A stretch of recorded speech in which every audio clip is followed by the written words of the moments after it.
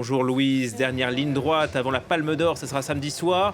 Les derniers films en compétition sont donc projetés. On commence par The Man I Love. C'était hier soir avec l'acteur Rami Malek. Oui, tout à fait. Rami Malek qui était sur le tapis rouge aux côtés de toute l'équipe de The Man I Love. Rami Malek, Oscar du meilleur acteur pour Bohemian Rhapsody. Il retrouve ici un personnage confronté au sida et au monde du spectacle dans le New York de la fin des années 80. Le film marque aussi le retour en compétition du réalisateur américain Ira Sachs, déjà passé par Cannes, notamment avec Frankie en 2019. C'était avec Isabelle Huppert.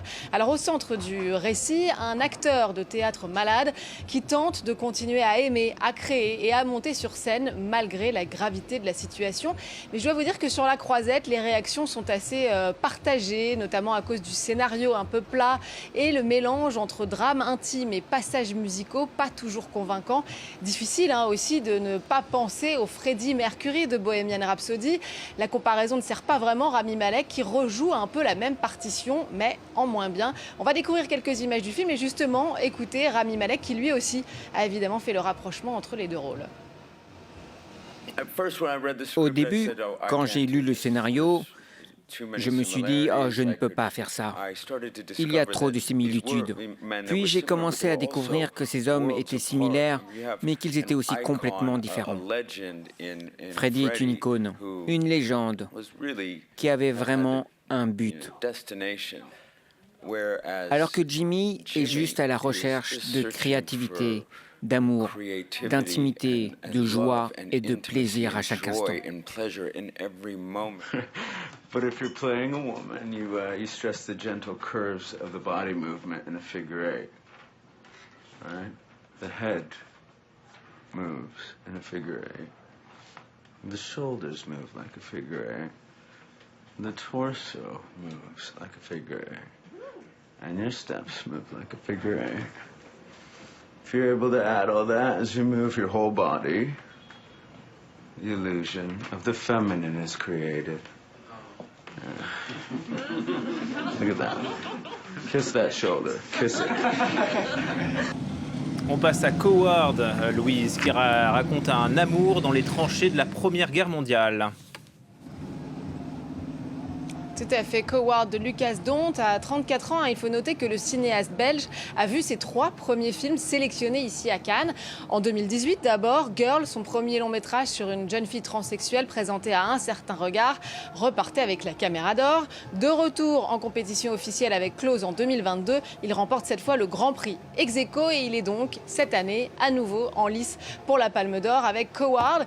Et lui qui nous a habitués à des films intimistes, sort un peu de sa zone de confort avec ce film de guerre. L'histoire d'un jeune soldat belge qui veut faire ses preuves au front pendant la Première Guerre mondiale. Dans les tranchées, il rencontre Francis dont il tombe amoureux. Un film donc sur l'amour mais qui questionne aussi les notions d'héroïsme et de lâcheté. On va tout de suite regarder quelques images de Coward. 2, 3. À nos pilotes qui sont au front, qu'est-ce qu'il leur faut comme distraction? Une femme, une femme. Qu'est-ce qu'il leur ferait gentiment passer un sacré bon moment? Une femme, attention, tempo. Une femme, pour les salle que les Allemands. On est heureux. On est heureux. Une femme, mais bon sang, qu'est-ce qu'il n'aimerait pas pour venir un moment dans la bras?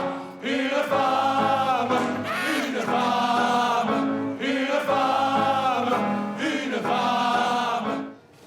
Louise, on termine avec un retour en enfance sur La Croisette. Oui, et peut-être les 2 plus jeunes interprètes du festival cette année, Kaylen Lancel et Kelsey Verdeil, 6 ans aujourd'hui, et encore un petit peu moins lorsqu'ils tenaient les rôles principaux du film Les Roches Rouges.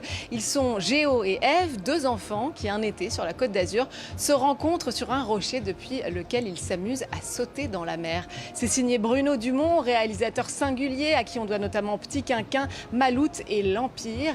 Un film qu'il qualifie lui-même d'enfantin, joyeux et libre. Nos collègues de France 2 ont pu rencontrer la très très jeune équipe du film.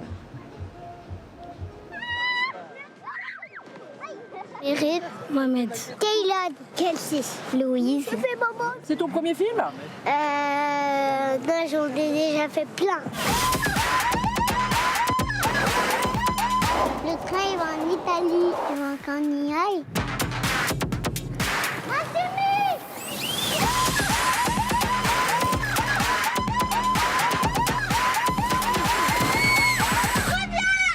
Qu'est-ce que t'as encore fait, Géo? Ça décoiffe, si j'ose dire. Merci beaucoup, Louise, et bonne fin de festival.